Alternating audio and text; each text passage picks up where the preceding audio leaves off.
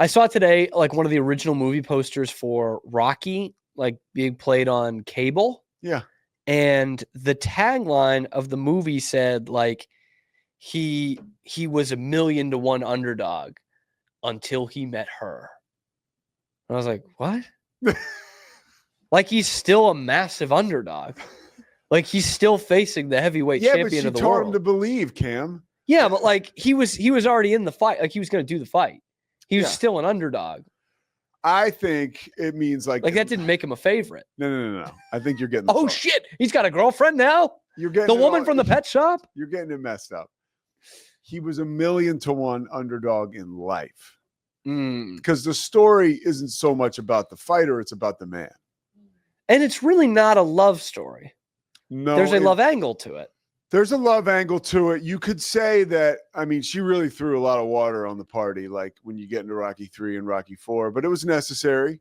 Rocky was running a little hot there, making some decisions that were, could really that was like we know. Yeah, that was like we know Talia Shire can yell. We saw it in the Godfather movies. Like, let's incorporate some of that in. Yes, totally. And she on that beach scene in Rocky 3 is unbelievable.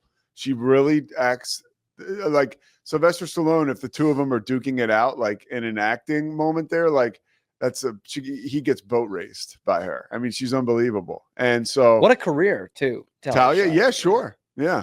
And she resurfaced in a show I watched recently called Kingdom about MMA fighters, which was amazing. She was in it? Yeah, it got lost in the shuffle. She played the kind of like the anti-hero Alvy. She played his wife, Frank Grillo, or his mom.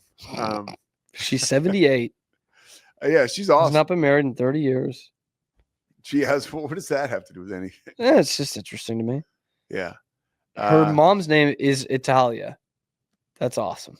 She's related to I think she's related to not Scorsese. Coppola, yeah. Yeah, it's her brother. Yeah. Okay. Yeah. There you go. I'm trying to see like her. Obviously, she was in other things, but she was pretty like selective after Rocky and The Godfathers. Give me the IMDb. I'm on her filmography right now. Huh? I'm on her filmography on Wikipedia. Well, whatever. Give me the after Rocky 1. So she doesn't work until 79. She's in Old Boyfriends, Prophecy, and Rocky 2. Okay. In something called Windows in 1980. And then her next two movies are both Rockies, Rocky 3 in 82, Rocky 4 in 85. So again, 2 movies in 5 years. They're both Rockies. She's in a couple that you've never heard of from 86. Try me. Rad and Hyper Sapien, People from Another Star. For sure, had heard of. New York Stories in 89, so another 3-year gap. 1990, she's in Rocky 5 and Godfather Part 3. Oh, man, those were 2 big time. Like unbelievable. Like think of the money she got for them though. Like fuck, twice in the same year you got to go to that premiere and be like, "Oh, these really suck." These really suck. And one of them is her niece in Godfather Part 3, Sofia Coppola, who's a really good director. Mm-hmm. So she made it out okay. But then again, 92, 93, not again until 97. In 98, 99, she's in a bunch of plays because they don't have Wikipedia pages. Cold Heaven, Bed and Breakfast, Deadfall, River Made to Drown In, She's So Lovely, where she's an uncredited restaurant owner. Unbelievable. I don't know any of these. The Visit, The Whole Shebang, Kiss the Bride, I Heart Huckabees. Rocky Balboa is archival footage, so she got paid for that. Homo Erectus in 2007. Dim Sum Funeral, Minkow, Palo Alto, Dreamland, Working Man. And do you know what the most recent thing she has been in for a movie? What? Megalopolis 2024. Oh, of course. Which was another. And her name is Constance in that, which is her name in The Godfather. An epic bomb, too. Yeah. Right? Big time. What happened to that movie? I guess it's just really confusing. I've never seen it. I have not seen it yet. Who's that made for? Like, I guess the real film buffs. Yeah. Like, to be honest with you, I don't even know what it's about. Yeah. It's supposed to be like, I don't know, some sort of. It's a world within a world. I tried to figure it out. And like, my brain was like, we don't have the capacity right now. Like Francis is like 80 years old, man. You've done it, man. You've made some of the best movies ever. Yeah. Same with Scorsese. Yeah. Killers of the Flower Moon would be a great swan song for Scorsese. Yes. But he's doing that miniseries, that Jesus thing. He's big into it.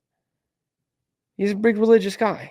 I'll tell you who gets on my last nerve before I know you want to do the sweaters. Yeah. Oh God, I heard it walking over. There's here. something else. You mentioned Jesus. I thought Hoosier. Take me to church. Yeah. Who is that guy? Like Scotty's probably a big fan. Talk about no. Honestly, I love. First of all, I've heard like 2 songs. It does. I think Grace is a fan. I'm God Squad. Okay. Yeah. I've said that. We're a couple believers in here. So, but here's the deal. Like Hosier's just taking himself way too seriously. If any, I'm like, what is this guy? Like, I can't handle it. And the people that like Hosier, well, that's another level of I don't know. I struggle. I don't know why. Douchebotchery, if you will. I worry about alienating the very few listeners or viewers I have, but it's the truth. I mean, I'm not a huge Hosier guy. Oh, I've got the question for you. Yeah, go ahead.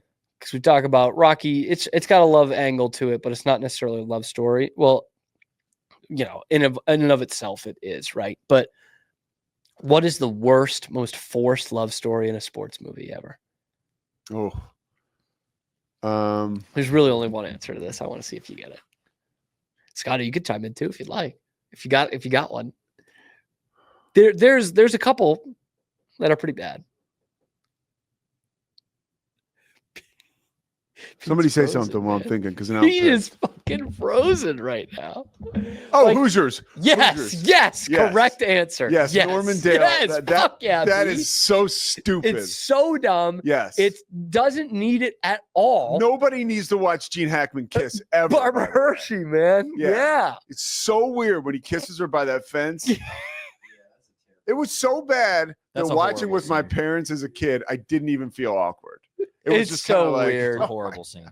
I remember my dad telling me it before, because he was like, that was one of those movies, like, you got to watch this movie. We rented it from the library when I was like 9, the local library. And he was like, there's a stupid love story in it. Like, just so you know. And this is back. So it comes out in 86. And back then you couldn't have a movie without a love story, really. And I'm glad we've moved past that, because not every movie needs a love story, especially a sports movie. No. So like I compare it to Friday Night Lights, which is probably my favorite sports movie. And that Hoosiers are 1-2. And like Hoosiers just get so forced into it. And Friday Night Lights doesn't have one at all, because they're both really the same thing. And this is where I'm going to sound douchey and critical, but it's like the love story does not need to be between 2 people. The love story in Friday Night Lights is like a toxic relationship with the town, with the environment, with Texas high school football and the pressure in this community and all. Indiana high school and basketball, and that's all it needs to be. And yet we just forced in Barbara Hershey because she's single and Norman Dale's like 15 years older than her, and he's there. It's super weird and gross. It's I don't like the one in Major League. That's kind of creepy. You don't like what? Jake Taylor in Major League, and he's like following that chick, dude. Like stalking her.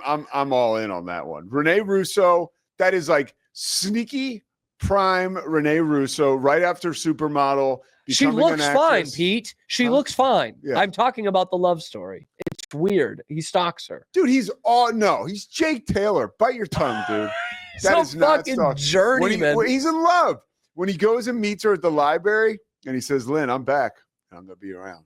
It's so awesome. And then he shows up at the elevator or at her house. And it's a he shows up at the elevator at her apartment. Yep. That's exactly what I'm talking about. It was a little much. It's a different time. Different time. Personally, I was out on when he follows her home in his uniform. And I was like, this is too much. Honorable mention. Glenn Close in The Natural. Yeah, that was risky business. The whole thing was just like, again, and when you think about it, The Natural, I think it's a great movie still. It's a very dumb plot when you think about it for more than like 10 seconds. So he's an up and coming player, and this woman just wants to shoot him. She's crazy. She wants to shoot him. He's never heard from again. And then 15 years later, he comes back. And like, that's a great story. But we also don't need like the kid and Glenn Close. It's like he's making a great comeback. Can the love story be between him and baseball? Does it need to be a woman with a guy's name? I would challenge you and say without that, The Natural doesn't get the traction. Probably doesn't. To be The Natural. And it's also that time frame. It was very well done, like movie.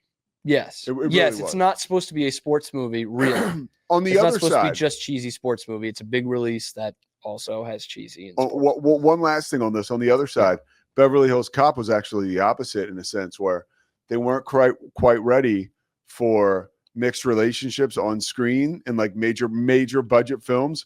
And like Eddie Murphy, you know, with his the woman he knows from Detroit, who's now like working for an art dealer in LA. Like, it's so like, okay, these two are going to have sex. Well, they're going to hook up. Yeah. They're going to hook up. And they never do. Jenny Summers. And, you know, that was, it was written about and covered. Like, people weren't ready for it. It was taken out of the movie. He can have platonic female friends. You sure can. I've had one or two of those in my life. But Cam, we're talking about, this is a movie that didn't have a love story. I know. Which I appreciate.